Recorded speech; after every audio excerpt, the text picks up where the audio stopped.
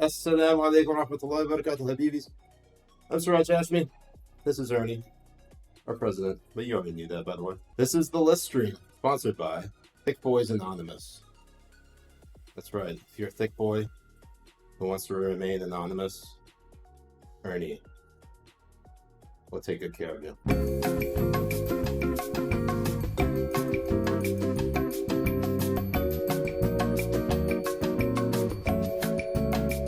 Allahu Akbar! Holy shit, what is this? Will we vote in the next 69 minutes? 1,840 channel points says yes. 140 channel points says no, he's a slow boomer. I mean, yeah. All right. Now, I have to make note here because if you're looking at the list, Carolyn Borisenko, who is, I don't know, or is it Carlin? I don't know who she is. Anyways, basically everybody's fighting for second place. So let me show you Carolyn's tweet because that will help give you an idea how of my thinking, obviously. Now, of course, Carolyn, I don't know what her deal is. Apparently she's a doctor. I guess not like the MD kind, more like the Jill Biden kind. Anyways, so Carolyn Borisenko, apparently some professor. I guess she's a huge lib. Voted for Trump. See this tweet right here. I can't tell if this is sarcasm or not. Given her response to me, I'm going to take it as her being serious. And the reason for that is because you can see, obviously, the nature of her tweet. And I'll read it out for you. She tweets out, in response to this random Twitter user, Flying Fish tweets out, LOL, yes, the civilians who get hit by a drone strike on a missed/bad target chose to die. So this is the argument that Carlin is making, is that nobody dies unless they want to die. And I have heard this argument too. There is a I remember the sample in an album. For those of you who listen to hip hop, it was the first Gang Green album. That's Alchemist and Oh No. And there was a sample used towards the end of the album in which it sounded like someone who I think was Hindu saying nobody dies unless they give up or one gives up.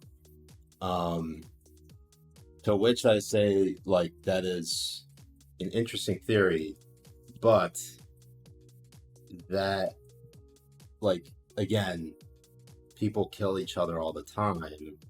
It's not like the people who were killed chose to die. You know, freak accidents happen all the time. Car accidents, plane crashes. It's not like any of them choose to die. And then, of course, Carlin brings up the fucking Holocaust. And again, she didn't have to bring up the Holocaust. She tweeted, yes, they do, as in these people who died in drone strikes, these civilians who died in drone strikes chose to die. Everyone who died in the Holocaust chose to die in the Holocaust before they were ever born because they collective wanted to understand the experience of ultimate oppression. That's why Hitler went to heaven. What the fuck? Just an absolute bra moment. And also, this completely removes, this also has like a very weird perception of free will, okay? Because she says people choose to die. But then again, she's saying the people who chose to die in the Holocaust chose to do it before they were ever born. What is wrong with people? All right, so here's my first poll for you, the BBs. And that is Carlin for number 1. This is just going to be 1 minute long. No channel points. You just go ahead and get those votes in. Everyone else, I feel like, is going to be just vying for number 2. because that's pretty much at this point, that's all we're really good for, right? And if anybody votes against this, if anyone votes no, I feel like someone has to explain this. Who the fuck voted no? 2 people voted no. 3 people voted no. What the fuck? To Mariota says, listen, it's stupid, but it's internally consistent. Then, if at that point, if it is supposed to be, I've received 90% of the vote, so hands down number 1. There's no argument there. But I am interested if people who voted no did it as a troll. Please explain yourself. Designation, spyglasses, I trolled you. Anyways, let me pull up this Keith Olbermann tweet so you can see it in its entirety and how fucking awful it is. So there was a terrible shooting in Oakland, at an Oakland high school. Now Oakland, Michigan, not Oakland, California. Barstool Sports tweets out high school football player. His name's Tate Meyer. A high school football player rushed a school shooter and sacrificed his own life to save his classmates. Obviously, an immense sacrifice, a hero, and our heart goes out to his family. And yet at the same time, while his parents and his family must be devastated. Oh, it was Oxford. I'm so sorry. I thought it was Oakland. Sorry about that. It was at Oxford High School. And while his family may be devastated, there is something, I bet there's something a little, oddly comforting in knowing that Tate, being the person who he was, decided that the one thing he could do to help was to basically sacrifice himself. I mean, and save other people's lives. You can't teach that. You really can't. Some people just have it. You can't teach a person to be that selfless. Local Michael said, he who saves one life saves the world entire. That's actually, forgive me if I sound like a horrible Muslim, but I believe that's actually written in the Quran. So Keith Olbermann decides he's going to make this political when there's no political angle necessary or never should have existed. Yet Keith's like, fuck it, I'm gonna go ahead and do it. So Keith Olbermann tweets out, this kid died to stop a school shooter whose mother echoed the Trump fascism of Stool Presidente, i.e. Dave Portnoy, and Barstool Sports. All right, so Keith Olbermann tweets out, this kid, again, blaming Trump and Barstool Sports for for somehow making it about them. And saying that's the reason why this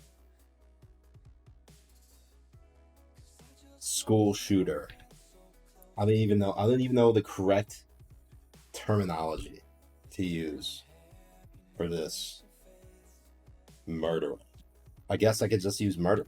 Apparently, and because the parents and the murderer and the murderer's son were supposedly Trump supporters, that's enough. That's enough for Blue Anon. That's enough for the resistance. That's enough for the left at large to basically say the blood is on Trump's hands.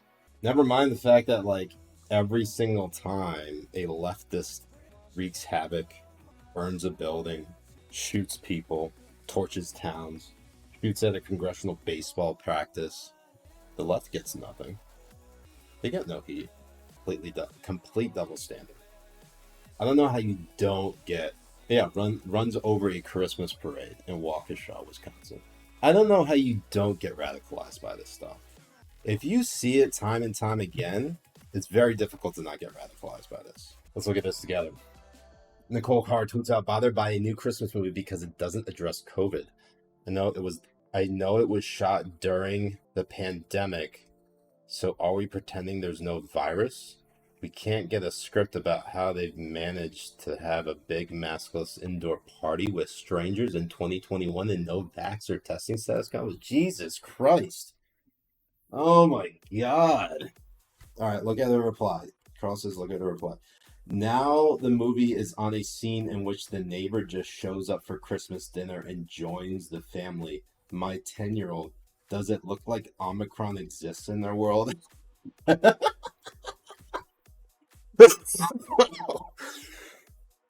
Oh my god.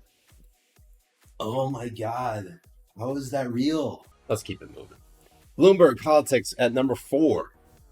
Tweeting out the emergence of a new coronavirus variant has provided some vindication for China's COVID-0 approach, which has kept strict border controls in place since the start of the pandemic. So now Bloomberg, once again, simping for China. Okay, China doesn't get any props whatsoever. Okay? China doesn't get it. You cannot give China props for this shit. That's like saying, well, Bill Clinton may have gotten a blowjob from a White House intern, but she did make her famous. He did make her famous. So, props to Bill Clinton for that. Oh my god. Bill Clinton may have flown on Jeffrey Epstein's plane, but at least he didn't fly his own private jet, expanding his carbon footprint. Coming in at number 5, we got Rebecca Carroll in a thread. I don't know if you've seen this thread. This is a fucking doozy. Okay? Listen to this shit. In the midst of the Supreme Court hearing arguments about this abortion case, whatever the fuck it is, honestly, I have no idea what this case is about. I have not looked into it whatsoever. But Rebecca, apparently it's all about overturning Roe v. Wade. So we'll see. We'll see. Amy Coney Barrett, in her stance here alone, has already damaged the psyches of her black adoptive children.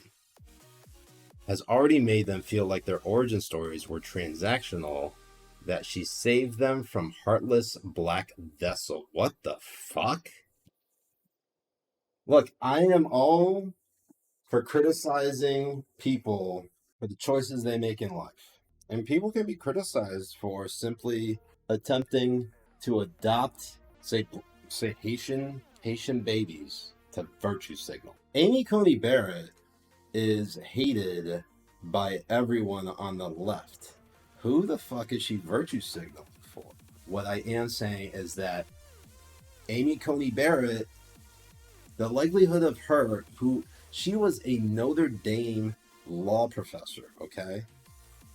It's not like she came in with aspirations to fucking run for office or let alone become a fucking circuit court judge or appellate court judge and then a Supreme Court justice. Yes, Amy Coney Barrett adopted 2 Haitian children because she wanted to look less racist to the people who would eventually criticize her when she became a Supreme Court justice, just as she planned it out. Exactly how she planned it out. Amy Coney Barrett has fucking 2020 foresight. Scott Huffman in at number 7, tweeting out the future choices for women's healthcare, and it's a fucking clothes hanger. Look, I mean, you know me. A lot of you know me. I am fairly consistent on the issue of abortion, okay? I am consistent in that I'm inconsistent. No, honestly, like, this is one of those things where, like, remember back in the days, I can't believe I'm thinking of the fucking vaccine song. Back in the days, there was men who couldn't have babies back in the days. They couldn't have opinions on abortion back in the days. But now they can have babies. So they do have a say. Wow, that fucking rhymed. Let's go. Let's go. We got it. Let's go. So yes, not because men can have babies now, men gotta say in abortion. I'll make the rules. The left made the rules. And now they gotta deal with it. Next up, we got Christopher Cuomo. Chris Cuomo tweets out, from the Notes app of all places. Look, I can't believe that Chris Cuomo lost his job and Andrew Cuomo lost his job before both Ben and Spencer, the List Turn and Habibi Power Hour intern. They should both be fired. Fire Ben, sack Sex. Anyways, Chris Cuomo tweets this out on December 4th. Again, this is following the announcement that CNN terminated Chris Cuomo. You hate to see it. Chris Cuomo tweeting out from the Notes app, "This is not how I want my time at CNN to end, but I have already told you why and how I helped my brother. So let me now say, as disappointing as this is, I cannot be more proud of the team at Cuomo Primetime and the work we did as CNN's #1 show in the most competitive time slot." Oh, this motherfucker cares about ratings. In a time like this, I owe them all and will miss that group of special people who did really important work. Like booking your fucking sexual harassing and assaulting brother on the show. Yeah, that's important work. And then on December 6th, today, Chris Cuomo tweets out this, again from the Notes app. "The way my time ended at CNN was hard. While I have a thick skin, I also have a family for whom the past week has been extraordinarily difficult. So right now, I have to take a step back and focus on what comes next. That means I will no longer be doing my SiriusXM radio show. I am extremely grateful for the support I have received from SiriusXM throughout my time there. I also want to express my sincere appreciation for my loyal listeners.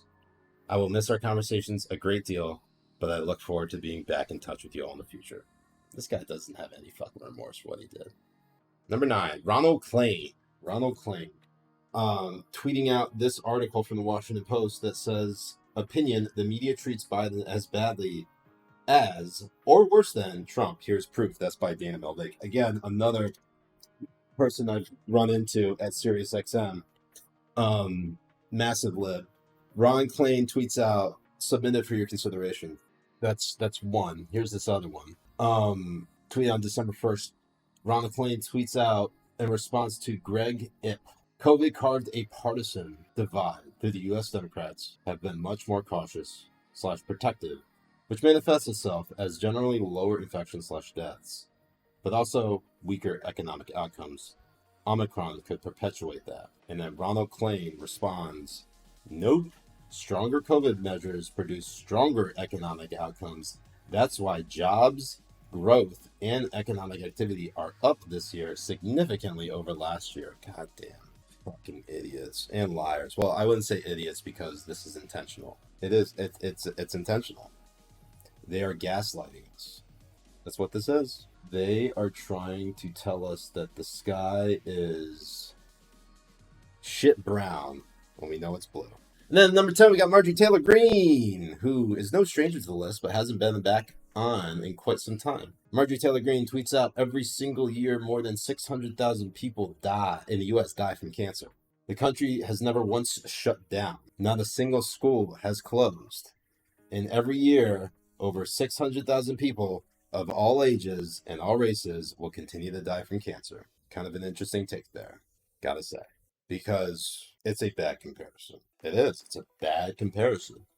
If you don't land on the analogy list, as always, cancer is not contagious, although you could make the argument that things like smoking, like if Marjorie Taylor Greene maybe highlighted fucking lung cancer specifically from smoking, that would have been stronger. Because yes, people have developed cancer from secondhand smoke.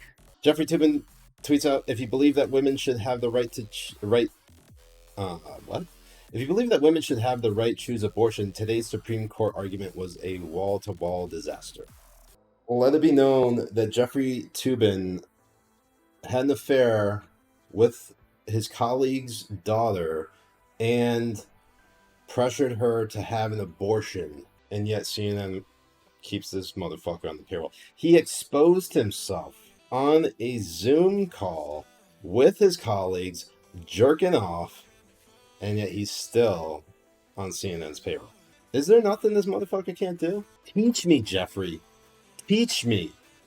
How are you this untouchable? National Women's Law Southern. Let's see what that is. Rise and shine. Today's the day, and it's time to show that abortion is love, abortion is justice, and abortion is essential. Make your voice heard. What the fuck? This is another brain dead take, unfortunately. Look, I've said this about abortion, and I honestly feel that, look, I am okay with Roe v. Wade being overturned and letting the states decide their abortion restrictions. That doesn't necessarily mean that abortion will be illegal everywhere. At the same time, and this is going to sound probably callous because I follow the tenets of Islam, and people will disagree with me about this just from a religious perspective. That is, in the Quran, which I follow, just state, the soul, according to the Quran, does not enter the fetus until the 4th month of gestation, i.e. after the first trimester. But if you were to ask me on a personal level, I'm very much on the pro-life side, because I think for instance, if there was ever to be an abortion after the end of the first trimester, it would be to protect the life of the pregnant woman. Because if that pregnancy is putting her life in danger, then that's 2 lives down the line instead of just the one. So, and look, these are tough decisions, and I would never ever celebrate someone who has, like it's almost disgusting to me when I see, these pro-abortion activists be like, oh yeah, fucking let's all get abortions, like this is fucking great. Like, no, it's not. It's a terrible thing. It really is. There's nothing good about it. They've turned this argument about, it being safe, legal, and rare, and like reproductive rights into just straight up, I'm pro killing a fetus. I'm pro killing a baby. Like, you radicalize people when you say that shit, because it makes you sound like a murderer.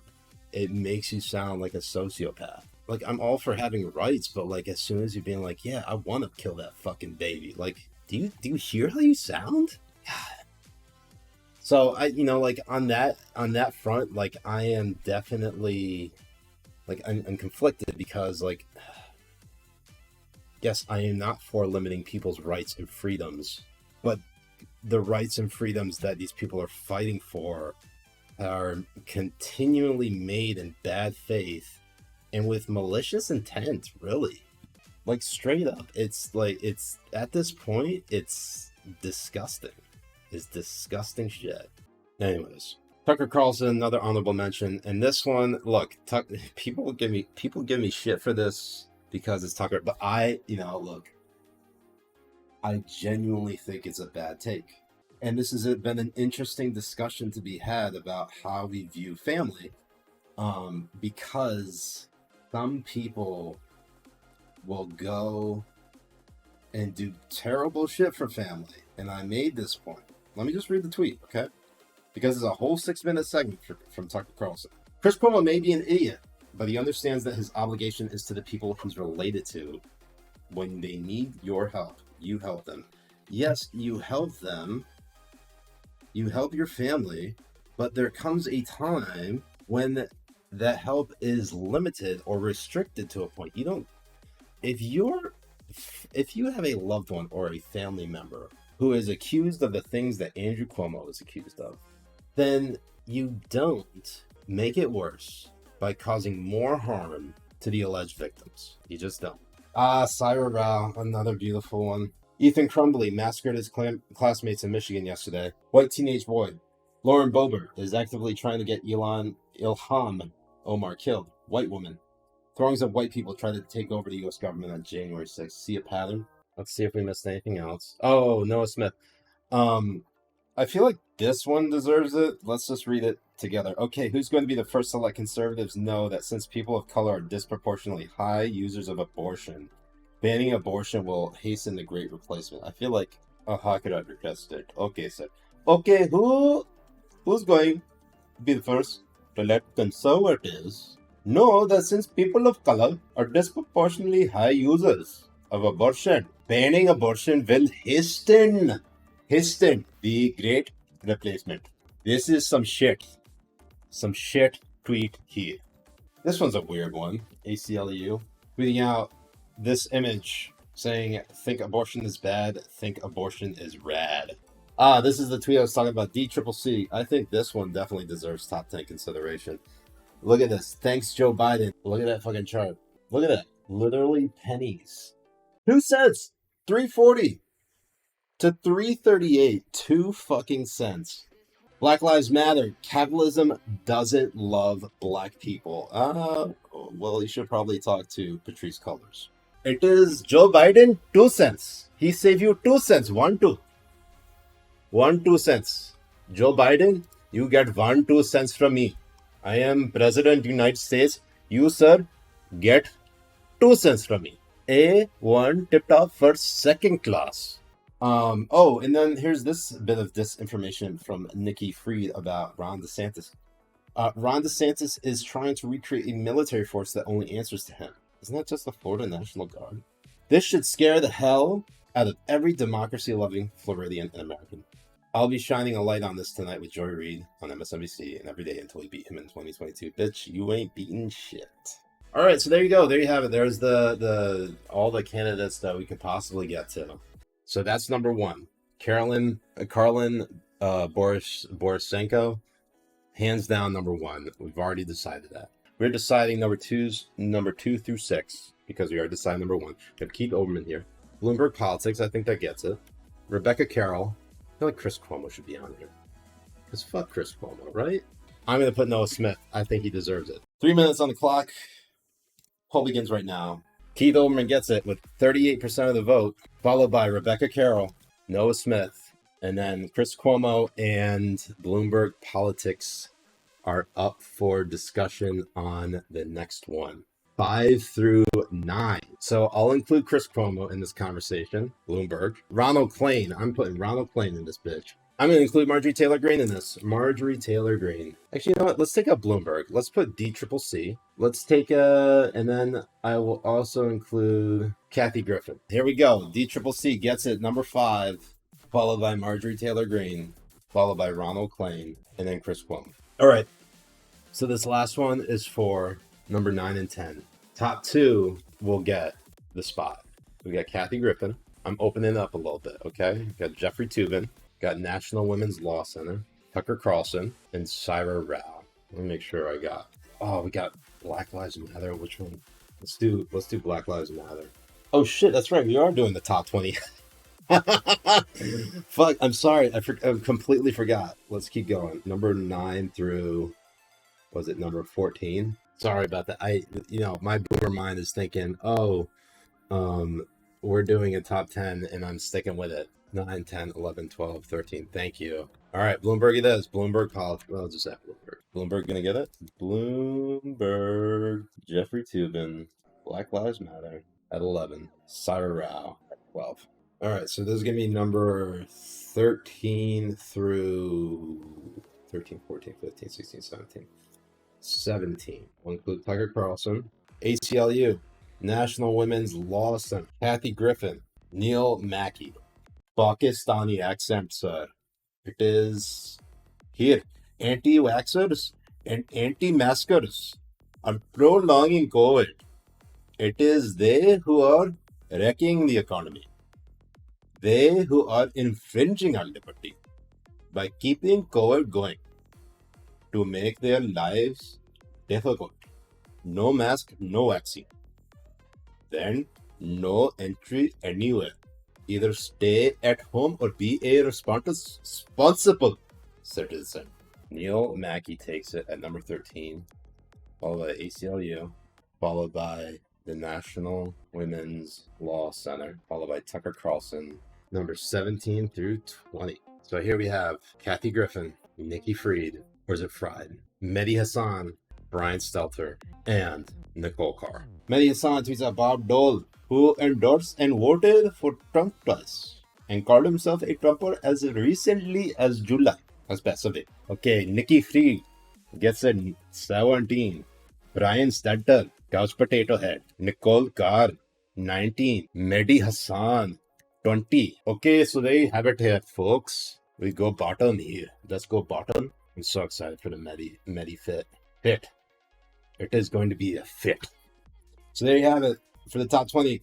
At number 1, we got Caroline Borisenko. Number 2, Keith Olbermann. Number 3, Rebecca Carroll. Number 4, Noah Smith. Number 5, DCCC. Number 6, Marjorie Taylor Greene. Number 7, Ronald Klain. Number 8, Chris Kiomo. Number 9, Bloomberg. Number 10, Jeffrey Toobin. Number 11, Black Lives Matter. Number 12, Cyber Rao. 13, Neil McKay. 14, ACLU. 15, National Women's Law Center.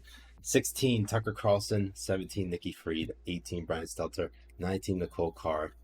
And 20, Mehdi Hassan. There you have it, folks. That was a marathon sprint list. So, Habibis, thank you all so much for your support. Thank you for letting me get a lot off my chest. I appreciate your support. As always, if you want to leave some feedback for me or just tell me to go fuck myself, that's cool too. Leave a comment, hit a like, subscribe. As always, and if you look in the links below, go ahead and check out any of my work. The list will be dropping sometime tomorrow on Substack and Twitter. Don't forget to follow the List Twitter account at ListComesForAll. You can follow me on Twitter at Siraj A. Hashmi. Don't forget to obviously check out Habibi Power Hour Wednesday nights at 9 p.m. East, 6 p.m. Pacific. That will be on Rumble. That will be on YouTube. That will be on Twitch. So keep it locked here.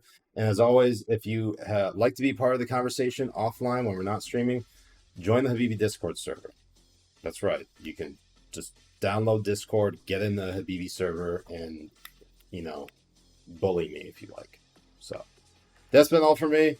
I'm Siraj Hashmi. This has been the List Stream. Love all y'all. Assalamu alaikum wa rahmatullahi wa barakatuh. Peace, Habibis. Love y'all.